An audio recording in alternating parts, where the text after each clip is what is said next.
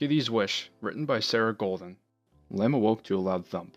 Stumbling to her hooves, she nervously tiptoes to the front of the toy shop. She jumps as the curtain's corner folds in and out, allowing light to hit her eyes. Lamb now pokes her head sheepishly through the heavy velvet curtains. A dark figure jerks around, causing her to jump back in fear. "Oh, it's just you," Lamb whispers with relief. Kitty sits on the window ledge with her gaze pointed back at Lamb. She turns her head towards the window and lets out a sigh. "Sometimes I like to come and watch the city come alive.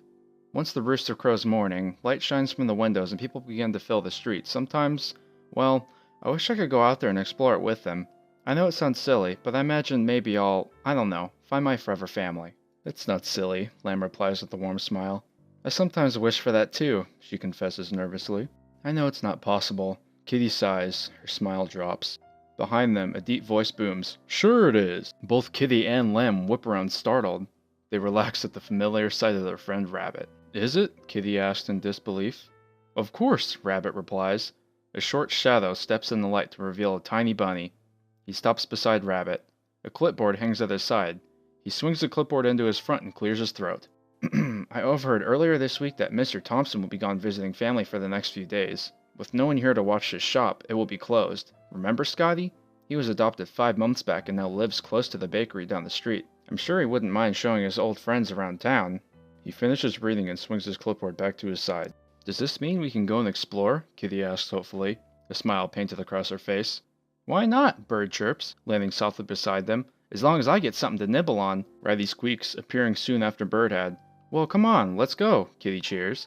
Soon the crew set out on their exciting adventure. "Wow!" Kitty squeals, jumping with excitement. They all stand staring down the street in awe. "Onward!" Rabbit proclaims, starting his way down the avenue.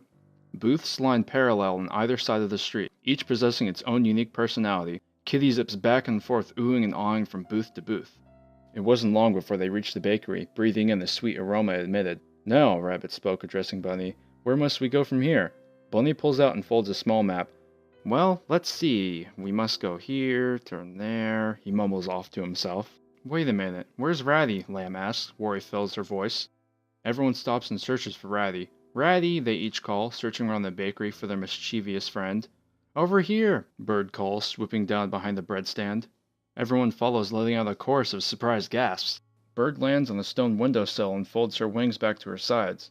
She hops up to a cloudy gray cage. "Now, how'd you get yourself in such a mess?" Bird asked, shaking her head in disbelief. Ratty's whiskers twitched in embarrassment.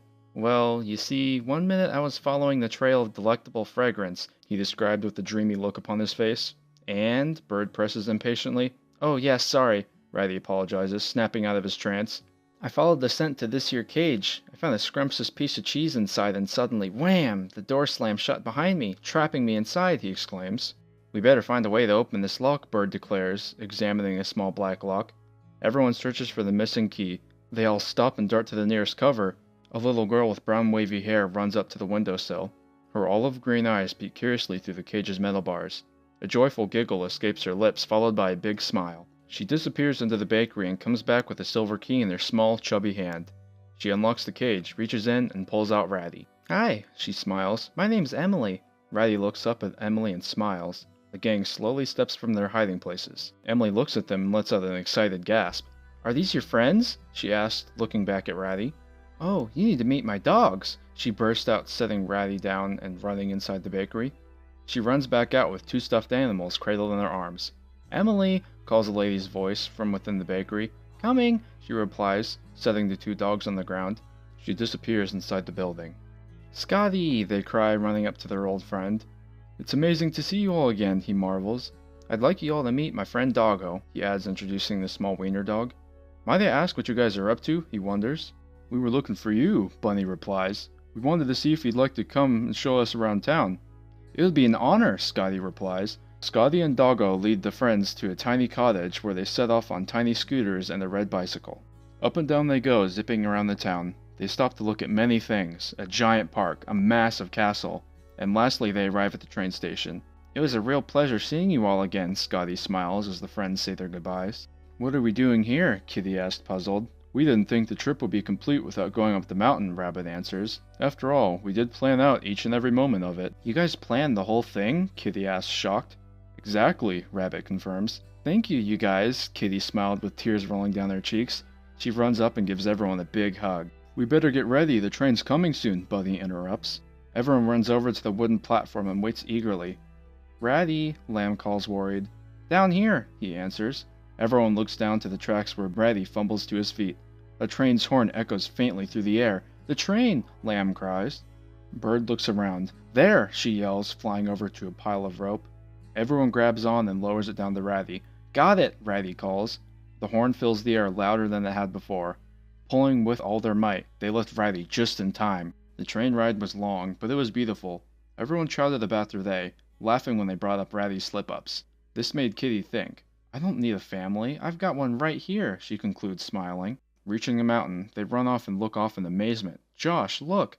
A lady with dark wavy hair and kind eyes smiles. I've got an idea, she declares, pulling out her camera and snapping a picture.